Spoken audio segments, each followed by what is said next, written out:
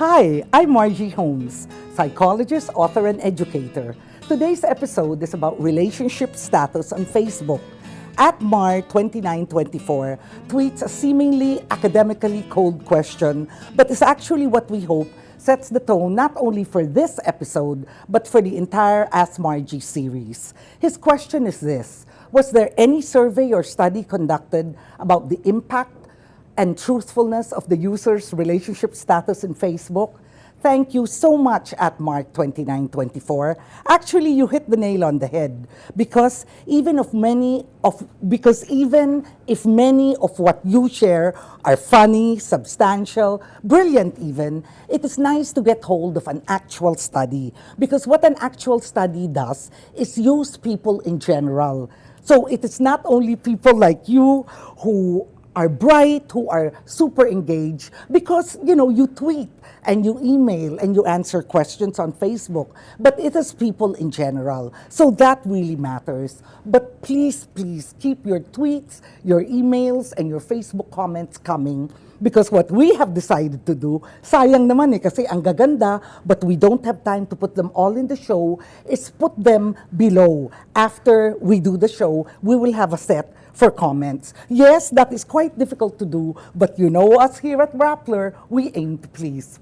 Parang PR, pero totoo naman yun eh.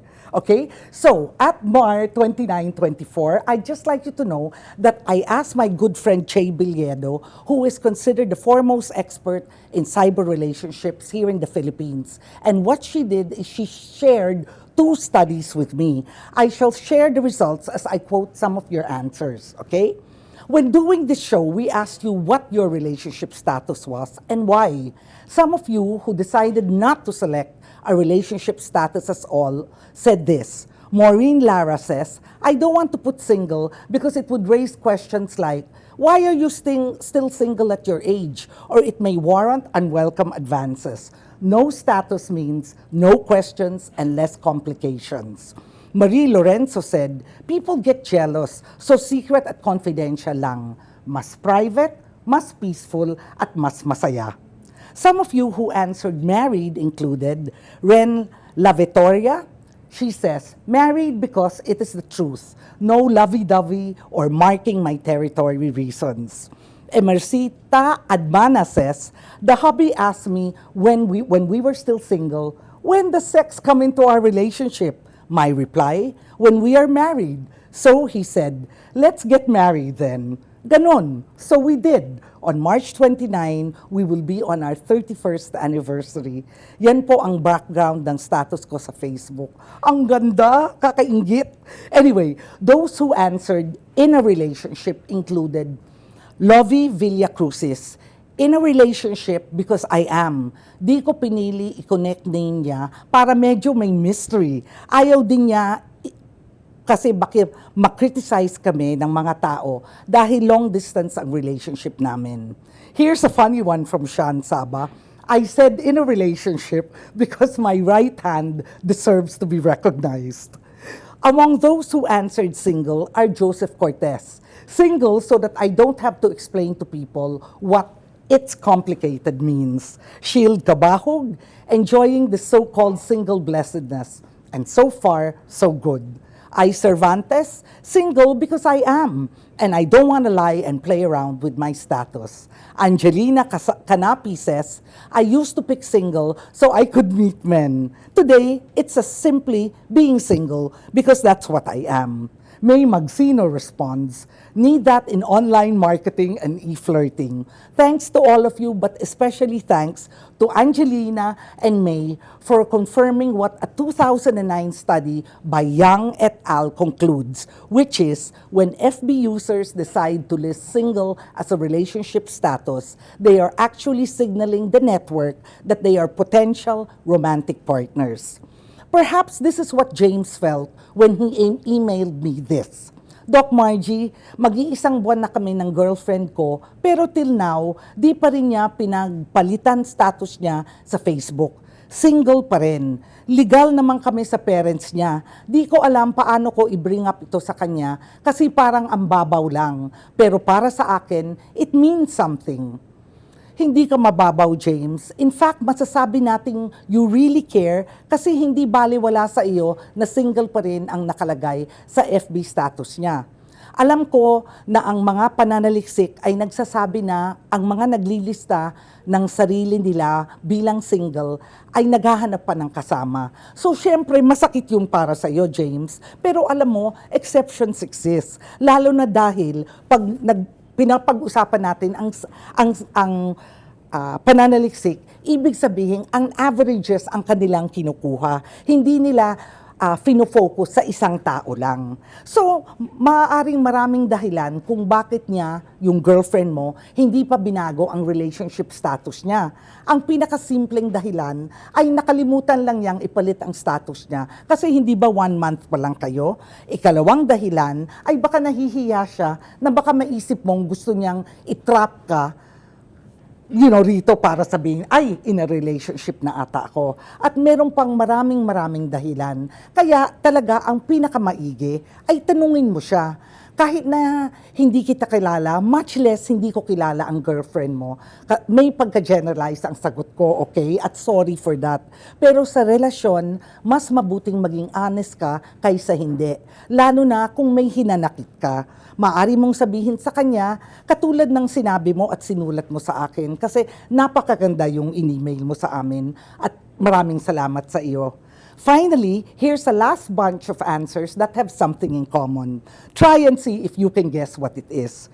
Reginaldo says, I put in a relationship because we can't marry here. You know why, Doc? Yes, I do, Reggie, and it's really a crying shame. Jake Bakud, I'm gay and I cannot get married. So engaged is the closest thing to married. Raul De Vera Jr. says, separated since 2002. I've been hoping to put divorced, but since it's not yet permitted here, that's what I thought is the best, to just put separated. Now, the common factor, as I'm sure you figure out, is all the above want to be honest and tell the world the real status of the relationship. But until the law recognizes such relationships, they cannot. And so I salute those who try to live their lives freely yet honestly, despite these man-made limitations. Finally, some other insights from all of your answers. Number one, sometimes people don't tell the truth, not because they're liars, but because they don't want to have to answer questions from everybody, especially questions like, bakit ka single? Ang tanda-tanda mo na, don't you just feel like strangling them? So that's number one. Number two, foreigners are often surprised at our acceptance, and our seeming passivity, even in the light of such intrusion. For non-Filipinos, they would quickly answer, it's none of your damn business. But we Filipinos, we just grin as though they haven't said anything offensive and judgmental. Now, I know it's easier said than done, but it will be less complicated and more liberated to tell the truth. Among other things, you don't have to be afraid of being found out. Joke only. But of course, if people ask you such a rude question, now, ang tanda-tanda mo na single ka pa, maybe the best thing is just to smile. It's really difficult, I know. But I think that's better than saying what you really think, no? Anyway, actually, studies have shown for things that matter to you really and truly. Now, this doesn't mean some idiot who asks you why you're still single. But, being in a relationship that matters to you, studies have shown that it is much better to be honest. Now, a study done many years ago, and there have been several studies done on the same thing because people were surprised. This study shows that gay men who come out as being gay, even when they are married, they finally decide to come out as gay. Now, these gay men suffer less colds and less headaches. Now, of course, you may think, ang babaw naman yan. But this is because less colds and less headaches are things you can measure. Who knows what other things people who have come out, people who have been honest about their relationship, have not felt a need to apologize for the decisions they have made, are probably happier and more healthy, not just physically, but also emotionally. Another thing we realized, another lesson we garnered from most of your answers or all of your answers, it's heart-wrenching to hear stories from people who cannot get married because of antiquated laws that forbid gay couples, lesbian couples, previously married couples from getting married if that is what they want. I hope in time this will change, not because of some silly reason, like we are in the 21st century and need to face reality, even if we are in the 21st century and even if we do need to face reality. The real reason is that it is kinder, gentler, and more civilized to treat people as people who have the right to make decisions about their own lives. Next week, we'll discuss Facebook manners. So send your questions on Facebook, tweet using the hashtag AskMargie, or send an email to askmargie@rappler.com. See you next week.